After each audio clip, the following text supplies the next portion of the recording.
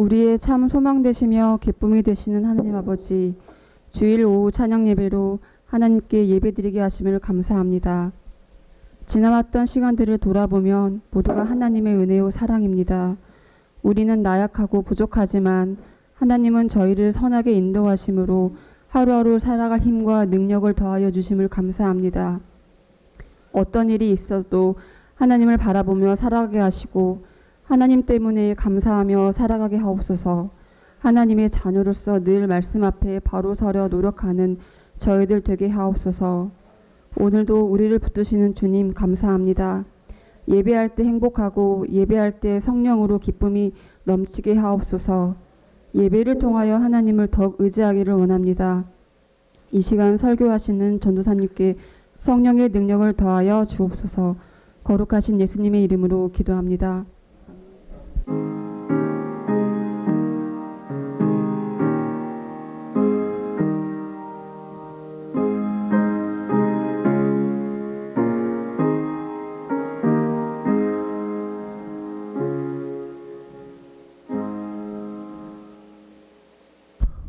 네, 말씀을 보겠습니다. 시편 146편 1절에서 7절 말씀입니다. 시편 146편 1절에서 7절 말씀입니다. 다 찾으신 때 알고 다 같이 교독하겠습니다. 할렐루야, 내 영혼아 여호와를 찬양하라. 나의 생전에 여호와를 찬양하며 나의 평생에 내 하나님을 찬송하리로다. 귀인들을 의지하지 말며 도울 힘이 없는 인생도 의지하지 말지니 그의 호흡이 끊어지면 흙으로 돌아가서 그날에 그의 생각이 소멸하리로다.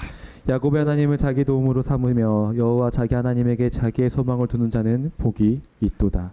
여호와는 천지와 바다와 그 중에 만물을 지으시며 영원히 진실함을 지키시며. 다 같이 읽겠습니다. 억눌린 사람들을 위해 정의로 심판하시며 줄인 자들에게 먹을 것을 주시는 이시로다. 여호와께서는 갇힌 자들에게 자유를 주시는 도다. 아멘. 이 시간 오봉절 시생이 가정 나오셔가지고 하나님께 찬양으로 영광 올려드리도록 하겠습니다. 네. 오시지만 나오셔서 찬양으로 영광 올려드리겠습니다.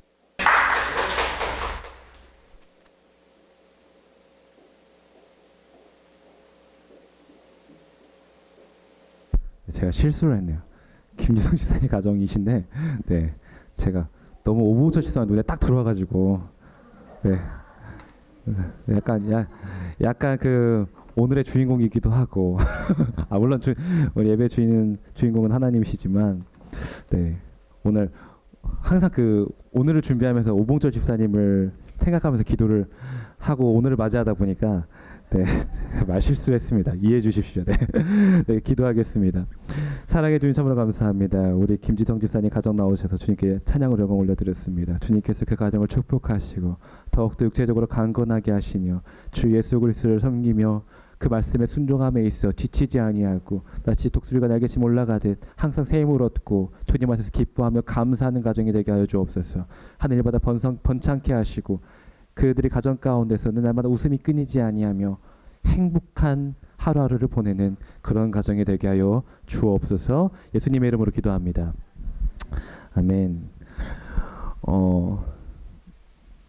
저는 그 소망이라는 그 단어를 보면 항상 그 심경은 전도사가 생각이 납니다. 네. 몇몇만 아는 사람이에요. 네. 아주 먼 옛날 사람이죠. 네, 저희 교회에서 정말 헌신적으로 사역을 하다가 서울로 올라가신 전도사님이신데 교회에서 살았었어요. 네, 여기 지금 화장실 있는 방에서 살았었습니다. 그 열악한 곳에서 막 자기는 새벽 예배 어떻게든 드려보겠다고. 네, 제가 기억하기로 새벽 예배를 드린 적이 많진 않은데 어떻게든 새벽 예배를 드려보겠다고 막 여기 교회까지 이사를 와가지고 노력하셨던 분입니다. 노력을 하셨어요. 네. 지금은 세 아들의 엄마가 되셨죠.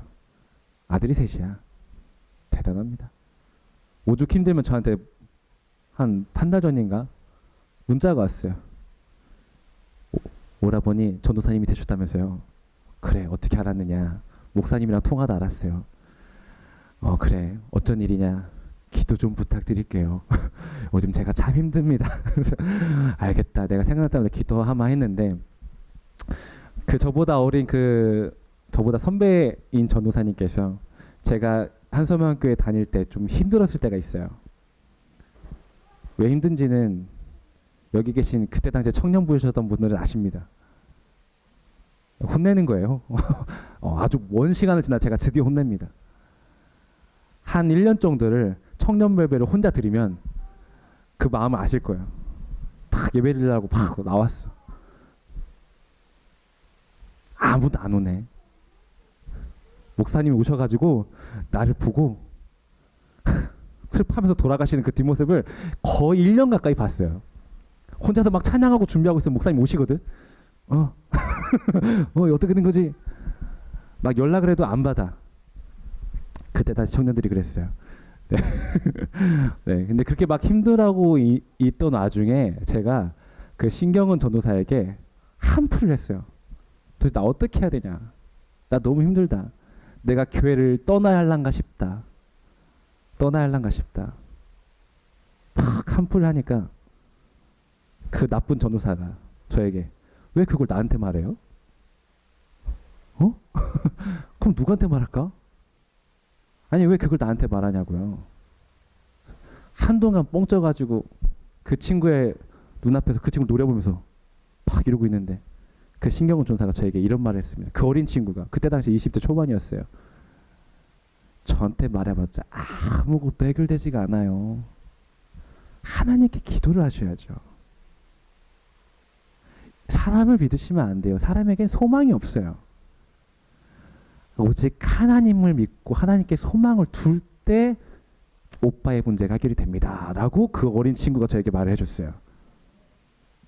얼마나 대단한 친구입니까? 얼마나 대단한 친구야. 은혜가 됐습니다. 화는 났지만 은혜가 됐어요. 그리고 그 주에 목사님을 찾아갔습니다. 목사님, 청년부 예배를 없애시지요. 그래서 청년부 예배가 없어졌습니다. 왜 없앴냐면 그 일로 인해서 내가 더 이상 시험 들고 싶지 않은 거야. 내가 하나님을 원망하고 싶지가 않은 거야. 목사님이 너무나 흔쾌히 그래 5예배로 같이 드리자 하셔서 내가 너무 혼자 골머리를 썩었구나 생각했지만, 물론 예배가 없어진 건 슬픈 일이지만 그 말이 복음의 핵심이죠. 그 어린 전도사가 말했던 그 내용이 복음의 핵심이에요. 오늘 설교는 딱 그것만 기억하시면 됩니다. 인간에겐 기댈 것이 없고 소망을 둘 것이 없어요.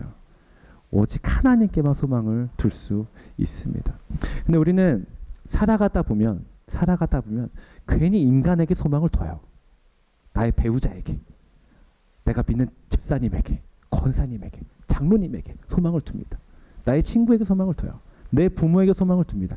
그들이 뭔가 나의 일을 해결해 줄 수 있는 것처럼 그들을 의지해요. 왜 그럴까요? 간혹 내가 믿는 그 귀인이 나의 문제를 해결해 주는 경우도 있어요. 있습니다. 근데 본질적으로 나의 마음과 나의 삶이 변화되진 않아요. 우리는 똑같은 문제가 직면하면 또 그 사람에 가서 의지를 할 테고 그 사람은 그땐 받아주지 않아요. 그럼 우리는 좌절하고 낙담하죠. 그리고 괜히 실망해. 왜 이번엔 안 도와주는 거야? 마치 도움을 맡겨놓은 것처럼. 그죠? 호의가 계속되면 둘린 줄 안다고. 이 대답이 나와야 되는데 MZ세대가 아니시구만. 네, 진짜로 그 영화 대사에 나왔죠. 호의가 계속되면 그게 권리인 줄 안다고. 도와준 사람은 호의로서 그 친구를 위하는 마음으로서 도와줬어. 근데 그걸 계속 의지하고 도움을 받는 사람들은 어느 순간 그게 당연한 줄 알아요. 그러면서 서로 실망하죠. 인간관계가 깨져버리죠. 근데 그런 주고받는 관계가 유일하게 깨지지 않는 한 경우가 있어요. 그게 바로 하나님과의 관계입니다. 하나님을 의지하면 그 관계는 깨지지가 않아요. 하나님은 내가 죽는 그날까지 쫄라도 하나님은 절대 짜증을 내지 않아요. 마치 우리네의 엄마와 같죠. 엄마들 다 그러십니까? 주일학교 애들한테 물어보니까 엄마가 그렇게 짜증을 낸다고, 엄마가 제일 무섭다고. 나는 얘기를 전 듣지 못했어요. 전 듣지 못했지만 그런 얘기 안 들리길 바래요. 안 들리길 바래요. 하나님은 절대 우리를 내치지 않으세요. 왜? 왜? 하나님은 너무나 크고 위대하신 분이거든요. 그래서 우리는 그걸 깨달아야 돼요. 하나님이 얼마나 크고 위대하신 분인가를 깨달아야 돼요. 우리는 우리보다, 이렇게 말하면 좀 그런데, 우리보다 힘이 없는 자에게 가서 도움을 요청하지 않습니다. 우리보다 뭔가 능력이 하나라도 더 있는 사람에게 가서 도움을 요청해요. 그렇죠? 내가 돈이 100만 원이 필요한데 전재산이 30만 원인 사람한테 가가지고 100만 원 빌려줘 라고 말하지 않아요. 적어도 돈 1000만 원인 사람한테 가가지고 제발 돈 좀 빌려주세요 이렇게 말을 하겠죠. 그죠? 내가 무거운 걸 들어야 되는데 제가 신지사님 가가지고 저 냉장고 좀 같이 듭시다 이렇게 말하면 안 되죠. 들다가 뼈가 부러질 수 있잖아요. 그죠? 그죠? 그럴 수 없어요. 적어도 옆에 계시는 힘이 좋으신, 네? 네, 누구라고 말하지 않겠지만, 네. 딱 봐도 힘이 좋으시잖아요. 그런 분께 가서 말을 하겠죠. 그죠? 우리가 의지하고 믿는 하나님은 우리의 생각보다 훨씬 크신 분이에요. 그게 성경책을 피자마자 나와요. 창세기 1장 1절. 권사님, 뭐죠? 네. 태초에 하나님이 천지를 창조하시니라. 이 온 우주 만물을 지으실 정도의 능력이 있는 하나님인 거야. 우리가 어떻게 그 크기를 감안할 수도 없는 그 정도의 크기를 가지신 하나님이에요. 그 능력이 우리의 상상의 범주 안에 있을 수 없는 분인 거예요. 그렇게 크신 하나님을 우리는 믿고 따를 수밖에 없죠. 그런 하나님이 우리가 믿을 수 있는 거예요. 성경의 많은 인물들이 그런 하나님을 믿고 의지했어요. 가장 대표적인 캐릭터가 누구죠? 하나님을 가장 많이 의지한 사람, 딱 떠오르는 인물. 그렇죠, 다윗이죠. 다윗은 모든 순간에, 모든 어려운 순간에, 기쁜 순간에마저도 하나님을 바라봤어요. 다윗이 힘이 없었습니까? 능력이 없었습니까? 그렇지 않아요. 다윗은 골리앗을 이겼잖아요. 그렇죠? 물론 그것도 하나님께서 다 하신 거지만 인간적인 관점에서 보면 다윗은 정말 굉장한 사람이에요. 그런데 그 다윗 왕도 몇 번의 실수를 거치긴 했지만 모든 순간에 하나님을 의지했어요. 하나님을 바라봤어요. 자기를 도우실 분은, 내가 의지할 분은 하나님밖에 없음을 다윗은 온 시편을 통해 다 고백해요. 다 고백합니다. 그 소망이 가와이로라는 그 단어인데 기다리다라는 뜻이에요. 그리고 엘피스라는 단어로서도 같이 사용이 됩니다. 기대하고 의지하다, 확신하다는 뜻으로 이게 단어가 해석이 된다고 하더라고요. 찾아보니까 그래요. 우리가 하나님을 기다리고 임재하실 걸 기다리며 반드시 임재하실 거라고 확신하는 거죠. 그게 소망이에요. 반드시 임하세요, 하나님은. 근데 그 반드시 임하시는데 그 때가 있겠죠. 하나님이 정하신 때가 있겠죠. 우린 그걸 기다려야 돼요. 근데 기다리는데 언제 오시는 거야? 저의 모습입니다. 언제 오시는 거예요, 주님? 나를 언제 도와주시는 거예요? 라고 저는 그렇게 하지만 여러분은 그러지 않을 거라 저 확신합니다. 그런 모습 말고 주님께서는 진짜 내가 필요할 때 반드시 오실 거야. 막 사랑하는 이를 기다릴 때처럼 그렇게 사모하는 모습으로 기다리는 거죠. 저희 집 멍멍이가 제가 그렇게 화를 내고 아침에 화를 내고 갔다가 오면 우리 집 강아지는 저를 그렇게 사랑하는 눈빛으로 쳐다보고 있습니다. 꼬리를 막 흔들면서. 아무리 화를 내도 밥을 안 주고 가도 미울만도 안 돼. 우리는 오늘 가루가 왔었죠. 가루가 막 새이가 오니까 막 꼬리를 막. 우리는 하나님을 그렇게 기다려야 돼. 우리가 강아지라는 얘기가 아닙니다. 우리는 그렇게 언제 오더라도 어느 때 만나더라도 하나님을 그렇게 막 간절하게 사모하는 마음을 기쁨 가운데 기다려야 돼요. 기다려야 돼요. 그게 우리의 소망이에요. 그게 우리가 가져야 할 소망입니다. 가져야 될 소망입니다. 그리고 우리는 그 소망을 우리의 자녀들에게, 우리의 믿음의 후배들에게, 후손들에게 물려줘야 돼요. 우리 때에서 멈추시면 안 돼요. 우리 교회는 그래도 다행히 주일학교 아이들이 많이 있고, 그죠? 우리 또 떡국이가 무럭무럭 자라나고 있고, 그죠? 매 주일마다 떡국이가 나오네. 내 설교는 떡국이가 빠지지가 않아요. 네, 떡국이 빠지지가 않아요. 너무 기다려져요. 떡국이가 너무 기다려집니다. 그 어린 자녀에게 다른 것을 가르쳐줄 필요가 없어요. 엄마 아빠를 믿고 의지해라. 엄마 아빠가 쌓아놓은 재산이 1억 정도는 된다. 그러면 떡국이가 나서 물어보겠죠. 1억 가지고 내가 살 수 있어요? 라고 물어볼 수도 있습니다. 네. 돈과 명예와 개인의 힘과 능력을 의지하라고 가르치는 것이 아니라 하나님을 의지해라 라고 우린 가르쳐야 돼요. 그 소망을 우리 자녀들에게 일깨워 줘야 돼요.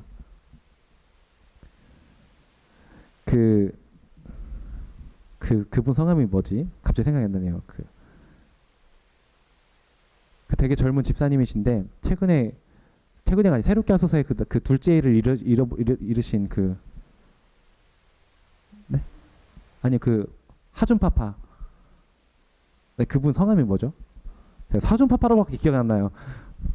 네, 죄송해요. 제가 그분은 실명이 생각이 안 나요. 그 하준파파라고 되게 유명하신 분이 있어요. 근데 그분이 개인 사업자로도 굉장히 부를 축적하신 분이기도 한데 젊으신 분이 저랑 동갑인 걸로 알고 있어요.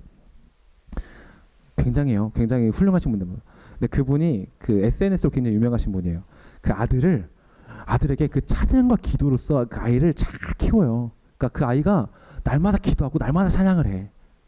그렇게 예쁘고 바르게 클 수가 없어. 너무 아름답게 그 아이를 키워요. 근데 그 가정에 선물처럼 둘째 아이가 생겨요. 근데 둘째 아이가 태어나서 자라다가 3살 때인가요? 6개월 때 갑자기 숨을 쉬지 않아요. 네, 갑자기 숨을 쉬지 않아요. 그래서 먼저 하늘나라로 갑니다. 천국으로 가요. 근데 그 하존 파파가 원래 그 SNS에서도 그 믿음을 굉장히 믿음이 좋은 사람으로 유명해요. 유명한 분인데 그분이 그 자식의 장례를 치르고 나서 하나님 이 모든 것이 하나님의 뜻이 있음을 고백하면서 하나님께 영광을 올려요. 저는 어떤 마음일지 도대체 얼만큼의 믿음일지 좀 감히 상상도 안 돼요. 저는 감히 상상도 못할 믿음이에요. 너무나 큰 믿음이죠. 근데 그분이 그렇게 하나님께 영광을 올려서 고백하고 지금 각종 TV 프로그램에 나와가지고 하나님의 뜻을 전해요. 근데 그분이 최근에 어떤 강연에서 그 얘기를 했어요. 어떤 사람이 부자로 생각하느냐. 많은 사람들이 내가 가진 재력을 부러워한다. 난 실제로 부자다. 내 나이 때에 많은 부를 이뤘다라고 얘기를 해요. 근데 그분은 그럼에도 불구하고 그게 부자가 아니라고 얘기를 해요. 그분은 사랑하지 못하는 자가 불행한 것이다라고 얘기해요. 반대로 사랑하고 지금 충만히 사랑하고 있는 자가 세상에서 가장 큰 부자다라고 얘기를 해요. 그렇게 아내를 사랑하고 남편을 사랑하고 자녀를 충만히 사랑하고 내 교회의 동역자들을 사랑하고 그 무엇보다 하나님을 사랑하는 그 사람이 가장 큰 부자다. 그 사람이 하나님께 가장 큰 축복을 받는다라고 얘기를 하시더라고요. 그 안에 참된 소망이 없으면 그는 무너졌을 거예요. 실제로 굉장히 많이 낙담하고 스스로 무너졌다라고 얘기를 해요. 나는 무너졌었다라고 본인께서 고백을 하시더라고요. 그런데 눈을 들어보니 그곳에 하나님이 계시더라. 나보다 더 뜨거운 눈물을 흘리시며 나를 안고 계신 하나님이 계시더라라고 고백을 하시더라고요.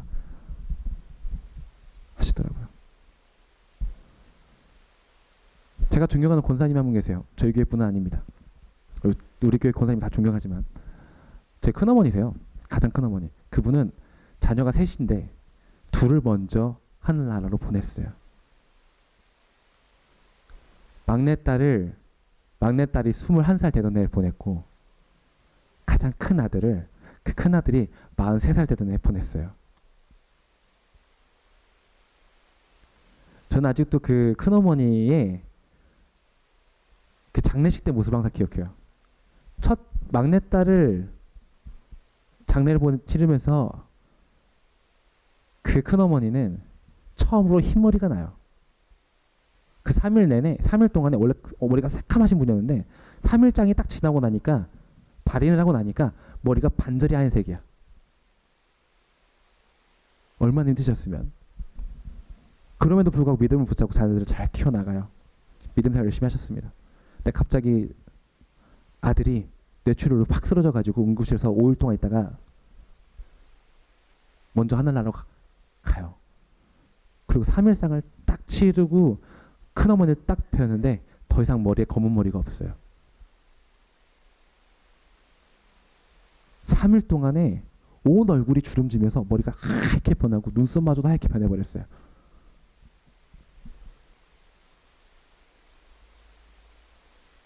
근데 그분이 자기 아들 장례식에서 울면서 찬양하며 아멘 하더라고요.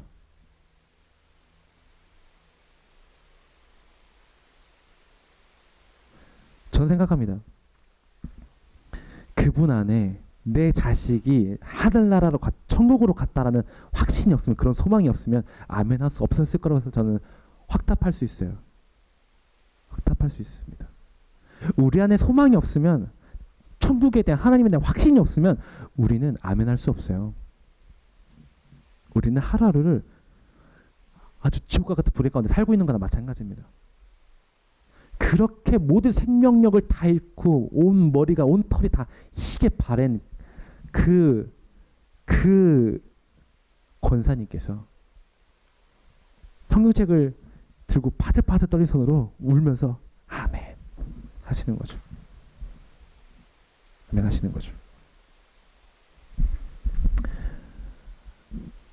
우리에겐 그렇게 나의 생명이 다 꺼져가는 극심한 고통 가운데서 나를 위로하시는 하나님이 있어요. 우리에겐 그런 하나님이 있습니다. 절대적으로 내 편이신 하나님이 있어요. 날 결단코 떠나지 아니하시는 하나님이 있어요. 그런 하나님을 믿고 의지하시길 바랍니다. 그 하나님만이 나의 인생의 믿음의 처소이기 때문에 그래요. 우린 다른 곳으로 나아갈 수가 없어요. 나갈 필요조차 없어요. 근데 만약 우리가 다른 곳으로 나아가면 우린 거기서 끝나는 거죠. 그 하나님을 떠난 자가 과연 하나님께로 다시 돌아올 수 있는가에 대해서 연구하신 분이 있어요. 왜 그런 걸 연구하나 몰라? 조금 그 연구 논문의 제목은 그거예요. 그 교회를 떠난 기독교인이 다시 기독교로 돌아갈 확률. 다른 종교로는 많이 가요. 불교라든지 카톨릭이라든지 이단 교회로 많이 갑니다. 근데 그들이 다시 기성교회로 돌아갈 확률이 얼마나 될까라고 연구를 했어요. 그걸 각 종교별로 조사했습니다. 각 종교별로. 근데 그 중에 챕터 하나가 기독교에 관한 얘기인데, 천주교는 몇 %일까요? 천주교를 가장 먼저 말한 이유는 천주교가 가장 높기 때문에 그래요. 천주교는 성당을 떠났다가 다시 성당 돌아갈 확률이 80%예요. 굉장히 높아요. 불교는 어떻게 될까요? 불교는 한 74% 정도 돼요. 불교도 높아요. 왜냐하면 불교는 그들에게 신앙생활을 강조하지 않거든요. 강요하지 않아요. 원불교는 어떨까요? 원불교도 한 60% 정도 이렇게 왔다 갔다 한다 하더라고요. 근데 왜 원불교 안 돌아가냐?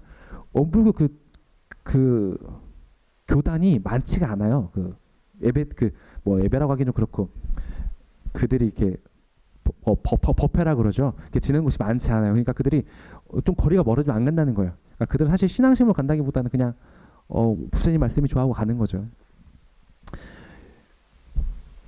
근데 기독교가 문제예요. 교회를 떠났어요. 뭔가 마음에 안 들어가지고 교회를 떠났어. 신앙생활 안 했어. 그들이 다시 신앙생활을 시작할 확률은 몇 %일까요? 맞추는 자에게 주님의 축복이 함께 하시길. 너무 높아요. 너무 높아요. 네, 거의 비슷해요. 6%입니다. 100명이 교회를 떠나면 6명 정도가 다시 교회로 돌아가는 거예요. 돌아가는 거예요. 그들은 교회를 떠나서 새로운 처소를 찾죠. 대부분 그들이 떠나서 어디로 가냐? 천주교로 가요. 거의 비슷하다고 생각하는 거죠.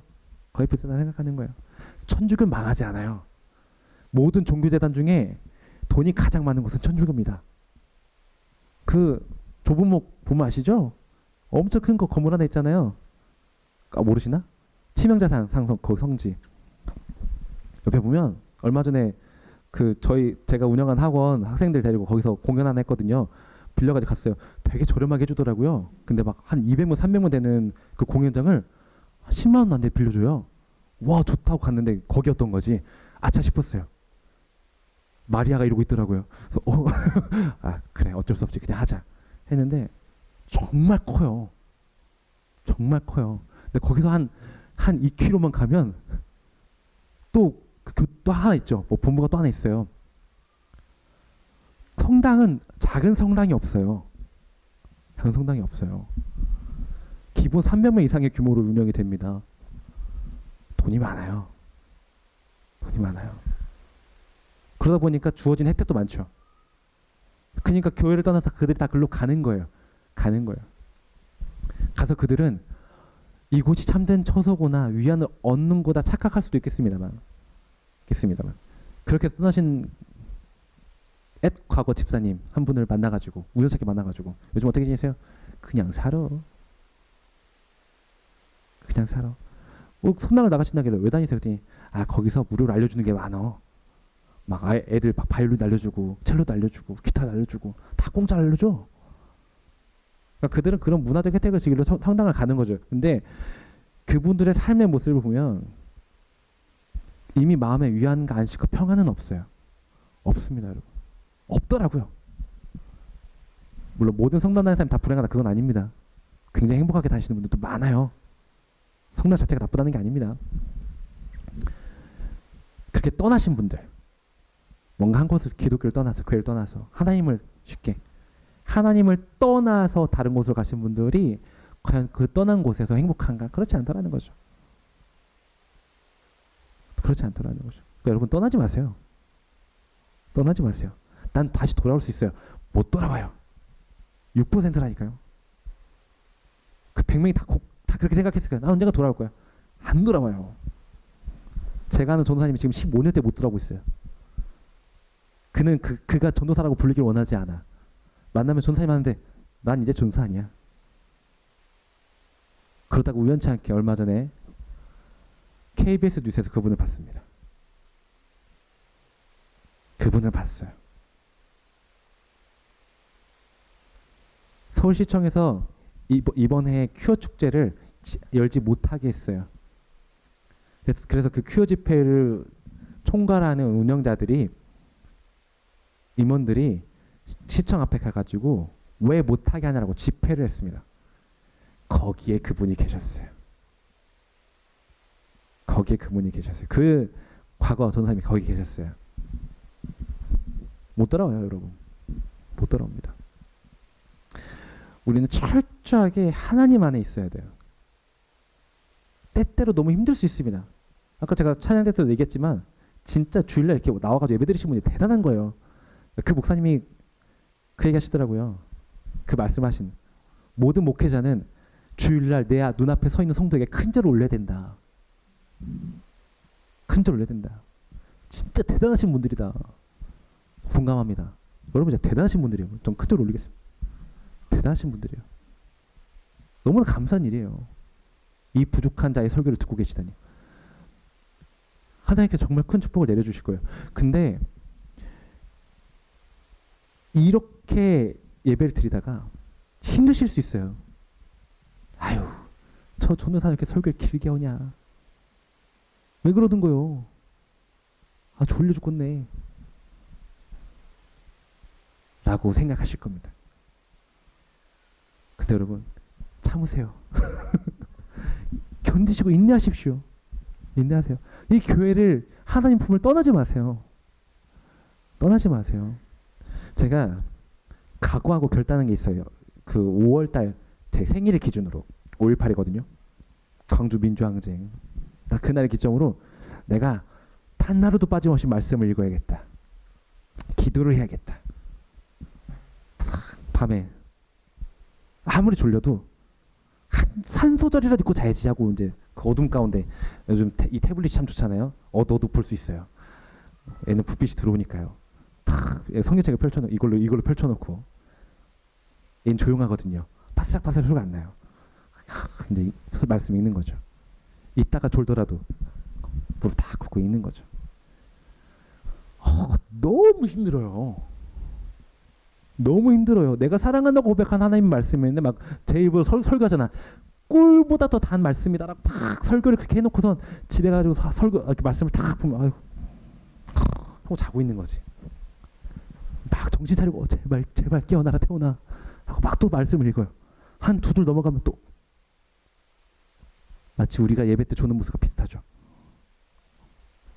절대 뭐라고 하는 게 아닙니다. 졸 수 있어요. 깨어나죠. 그렇게 하더라도 버티셔야 돼요. 그렇게 내가 막 그렇게 졸면서 읽으면 솔직히 말씀드릴까요? 말씀이 기억이 안 나요. 안 나요. 단 한 구절도 기억이 안 나요. 잠들 때 빨리 그냥 말씀은 참 좋은 수면제로다 하고 잠들단 말이죠. 아침에 일어나서 말씀이 기억이 안 나요. 그럼에도 불구하고 우리 말씀을 계속 읽어야 돼요. 말씀을 계속 읽으셔야 돼요. 이겨내세요, 여러분. 힘들어요. 꿀송이마다 달다 그러는데 저는 그 단맛을 한 번도 본 적이 없어요. 맛본 적이 없어요. 하지만 여러분 읽으세요. 이를 악물고 하고 읽으세요. 그렇게 버티면 달아진대요. 달아진대요. 저도 언젠가 달아지겠죠. 같이 해봅시다. 기도를 하다 보면 힘들어요. 밤에 막 12시에 막 기도하면 내가 기도를 하는 것인지 코를 골고 있는 것인지 자고 있는 것인지 모를 때가 있어요. 여러분 그럴 수 있습니다. 그래도 하세요. 하세요. 지금은 내 아이의 엄마가 되신 사모님 한 분 계십니다. 제 믿음의 어머니라 부르시는 그 사모님께서 저기 호성동에 있는 제가 정말 지금도 절레절레하는 그 교회 청년이셨을 때 고등학생 때부터 대학교 졸업해서 사모가 되실 때까지 단 하루도 빠짐없이 새벽 내가 나가신 분이에요. 그 청년의 때에 학생 때에 단 하루도 빠짐없이. 근데 그분 따라서 제가 한 1년 정도를 새벽 예배 나간 적이 있어요. 전 그분을 보면서 시험 들었습니다. 제 믿음의 어머니인데 시험 들었어요. 왜? 그렇게 새벽 예배 때 맨 앞에 앉아가지고 여기 앉아가지고 자. 심지어 코를 골아요. 여기다가 하고 자. 근데 목사님은 그때 자매님을 너무 사랑하는 눈으로 봐. 그 코 고는 것도 사랑해. 그분은 진짜 코를 골아요. 근데 아무도 안 깨워. 아무도 안 깨워요. 그러다가 설교 딱 끝난 순간 눈을 딱 뜨면서 아멘. 아멘. 저는 왜 시험 들어요? 그거 보면 생각하는 거지. 과연 저게 예배인가? 저게 정말 예배를 드리고 있는 것인가? 의아한 거야. 목사님께 가서 물어봤어요. 1년째 딱 끝난 날에 목사님, 저 자매님의 예배 때 조는 모습을 보고 왜 목사님이 깨우지 않으십니까? 목사님은 그 자매가 주무시면 이것 하지 않아. 말씀 조용조용해요. 뭐 갑자기 설교 때 목사님 목소리가 작아지면 그 자매님이 잠든 거야. 그 정도로 그 자매를 사랑하세요. 목사님이 그 얘기 하시더라고요. 그 자매는 그 꿈 가운데서 하나님을 쫓고 있어. 야, 나보다 더 훌륭한 하나님을 쫓고 있는데 내가 뭘 깨우냐? 뭘 깨우냐? 그래서 물어봤죠. 그럼 저도 졸아도 됩니까? 너는 아직 그렇게까지 하나님을 쫓는 사람은 아니어서 안 돼. 넌 열심히 들어. 네. 그 뒤로 그 자매님 따라서 새벽 예배 한 6개월 정도 더 나갔는데 정말 변하지 않더라고요. 그 자매님은 계속 잤어요. 대학교 졸업해서 사모가 되는 그 순간까지 잤어요. 그러고 나서 서울로 올라가셨거든요. 그런데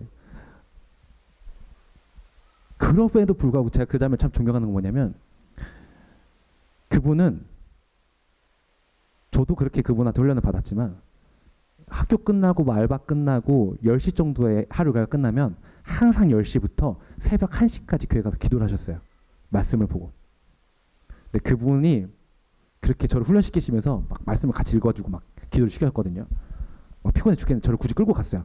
너 왜 안 나와? 막 맨날 전화하시고 다 성경 펼쳐놓고 막 말씀을 읽으시는데 전 그분 표정으로 알았어요. 아, 말씀이 꿀송이보다 달구나. 말씀 읽으면서 막 너무 행복해하세요. 설교 땐 그렇게 잠자는 양반이 성경 말씀을 딱 피면 막 눈이 초롱초롱해져가지고 말씀은 너무 막 우리 만화책 보듯이 유튜브 보듯이 빠져가지고 헤어나질 못해요. 이 말씀을 들고 기도를 한번 딱 시작하면 1시가 딱, 제가 일부러 알람을 맞춰놨어요. 안 그러면 계속할 양반이라.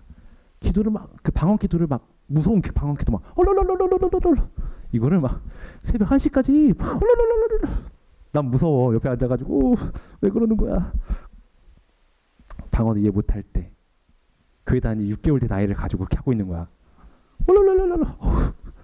저 1시까지 그냥 붙잡혀 있는 거죠. 근데 그분 그렇게 한 새벽 1시까지는 막 울면서 막 기도를 하고 새벽 예배를 또 나가는 거야. 새벽 4시 하는 그 새벽 예배를 또 나가는 거야. 그러니까 잠들지. 근데 여러분, 그게 맞는 거예요. 생각해보니까 그게 옳은 거야. 그렇게 졸더라도 하나님을 만나기 위해서 막 비틀비틀하면서 가는 게 그게 맞는 거예요.